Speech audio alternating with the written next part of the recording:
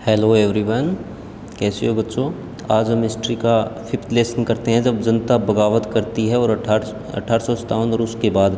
जब जनता बगावत करती है इसका मतलब है कि जनता है वो सरकार के खिलाफ़ हो जाती है, सरकार के कानूनों का पालन नहीं करती, तब कहते हैं जनता बगावत करती है। 1857 में जनता ने बगावत की, 1857 की क्रांति हुई थी। और उसके बाद में क्या हुआ था, अब देखो झांसी की रानी, अभ्यास के प्रश्न देखते हैं। फर्स्ट है झांसी की रानी लक्ष्मीबाई की अंग्रेज़ों से क्या मांग थी, अंग्रेज़ों ने ठुकरा दिया। अब आप सभी जानते हैं झांसी की रानी लक्ष्मीबाई अंग्रेज़ों के खिलाफ बहुत लड़ी थी, अंत में वीरगति को प्राप्त हो गई थी। उसके जो उसने कहा था मृत्यु के बाद उसके गोद लिए हुआ पुत्र है उसको झांसी का राजा मान ले, पर तो अंग्रेज़ नहीं, ये नहीं माना उन्होंने, वो खुद उस क्षेत्र पर कब्जा करना चाहते थे। फिर है ईसाई धर्म अपनाने वालों के हितों के रखने ने क्या किया, अंग्रेज़ है अपने धर्म को लगातार बढ़ावा दे रहे थे। ईसाई धर्म अपनाने वालों के हितों की रक्षा के लिए या उनकी रक्षा के लिए अंग्रेज़ों ने 1850 में एक नया कानून बनाया था, जिसमें ईसाई धर्म अपनाना आसान हो गया। इसके अनुसार कोई भी भारतीय अगर ईसाई धर्म अपनाता है तो उसके पूर्वज की संपत्ति पर उसका अधिकार बना रहेगा। लोगों को लालच दिया ताकि अधिक से अधिक लोगों को ईसाई बनाया जा सके। सिपाहियों को नए कारतूसों पर क्यों एतराज़ था, आपने ये बहुत बार पढ़ा होगा, कई बहुत बार कहानियों में सुना होगा कि नए कारतूसों पर सूअर और गाय की चर्बी का लेप लगा दिया जाता था। प्रयोग करने से पहले कारतूसों को मुँह से छीलना पड़ता था। इसी कारण सिपाहियों को इन कारतूसों पर एतराज़ था। कारण क्या था कि हिंदू है वो गाय की चर्बी या गाय का मांस नहीं खाता, और जो मुस्लिम है वो सूअर का मांस नहीं खाता। दोनों ही उनको महत्वपूर्ण पशु मानते हैं अपने अपने धर्म के अनुसार, जबकि उनकी सेना में हिंदू भी थे और मुसलमान भी थे। तो इन कारतूसों के कारण सैनिक अभ्यास करने से मना कर दिया। इसके कारण 85 सैनिक को नौकरी हटा दिया गया। उन्होंने अधिकारियों का आदेश न मानने के आरोप में 10 वर्ष की सज़ा सुनाई गई थी। इस कारण यही कारण था कि सिपाहियों को नए कारतूस पर एतराज़ था। एतराज़ क्यों था, जो उस पर गाय और सूअर की चर्बी लगी हुई थी। अंतिम मुगल बादशाह ने अपने आखिरी साल किस तरह बिताए थे। विद्रोह के बाद सितंबर 1857 में दिल्ली पर दोबारा अंग्रेजों का अधिकार हो गया। अंतिम मुगल बादशाह बहादुर शाह जफर पर मुकदमा चलाया गया, आजीवन कारावास यानी पूरी जीवन के लिए जेल में डाल दिया गया। उनके पुत्रों को उनकी आंखों के सामने गोली मार दी गई।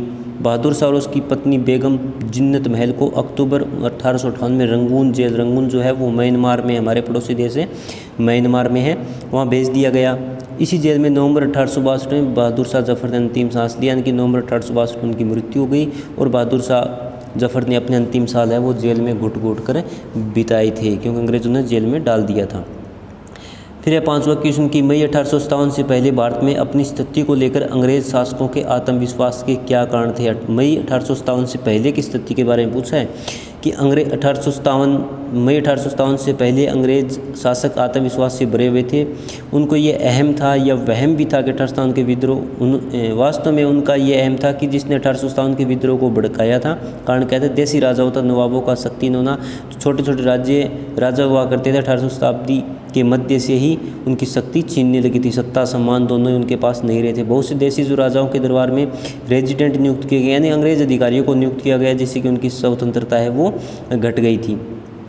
स्थानीय शासकों के हितों की अवहेलना, जो छोटे राजा हुआ करते थे, अनेक स्थानीय शासकों ने अपने हितों की रक्षा के लिए कंपनी के साथ बातचीत भी की। उदाहरण के लिए झांसी की रानी लक्ष्मीबाई चाहती थी कि पति की मृत्यु के बाद पुत्र को गोद लिया जाए, पर तो उन्होंने नहीं माना। इसी प्रकार पेशवा बाजीराव द्वितीय के दत्तक पुत्र नाना साहिब ने अपनी कंपनी से निवेदन किया कि पिता को पेंशन मिलती थी, मृत्यु के बाद मुझे मिलने लगे, लेकिन उन्हें नहीं मिलती। तो ये कुछ अंग्रेज़ों ने लोगों पर अपने कानून थोपने शुरू कर दिए थे।